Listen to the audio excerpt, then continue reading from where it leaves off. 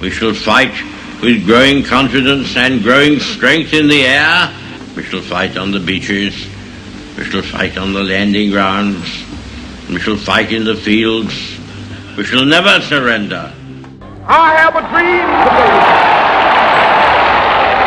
Let freedom ring from every hill and molehill of Mississippi, from every mountainside. When we let it ring from every village and every hamlet, from every state and every city, we will be able to speed up that day when all of God's children, black men and white men, Jews and Gentiles, Protestants and Catholics, will be able to join hands and sing in the words of the old Negro spiritual, free at last, free at last, thank God Almighty, we are free at last.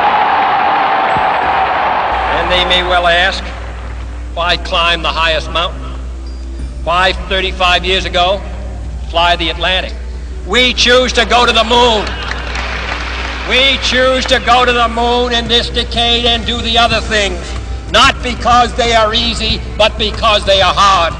I bid you all, in the name of peace, democracy and freedom for all.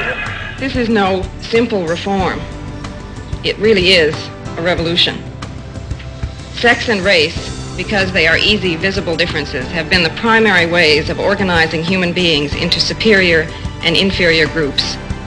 We are talking about a society in which there will be no roles other than those chosen or those earned.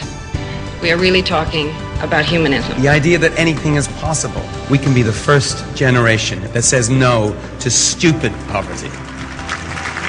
This is not about charity in the end, is it? It's about justice. 6,500 Africans are still dying every day of a preventable, treatable disease.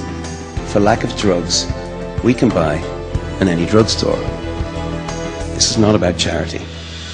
This is about justice and equality. Your calling isn't something that somebody can tell you about. It's what you feel. It is a part of your life force. It is the thing that gives you juice. And always take a stand for yourself, your values. You're defined by what you stand for. Honor your calling. Don't worry about how successful you will be. Don't worry about it. Focus on how significant you can be in service, and the success will take care of itself. Your time is limited, so don't waste it living someone else's life. Don't be trapped by dogma, which is living with the results of other people's thinking. Don't let the noise of others' opinions drown out your own inner voice. And most important, have the courage to follow your heart and intuition. They somehow already know what you truly want to become. Stay hungry, stay foolish. Nobody expected me to win the races I won before. Nobody expected me to win the Tour de France. Nobody expected me to do anything. I had nothing to lose. What we're facing now is a crisis that is by far the most serious we've ever faced.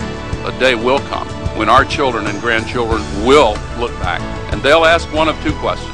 Either they will ask, what in God's name were they doing? Or they may look back and they'll say, how did they find the uncommon moral courage to rise above politics and redeem the promise and do what some said was impossible?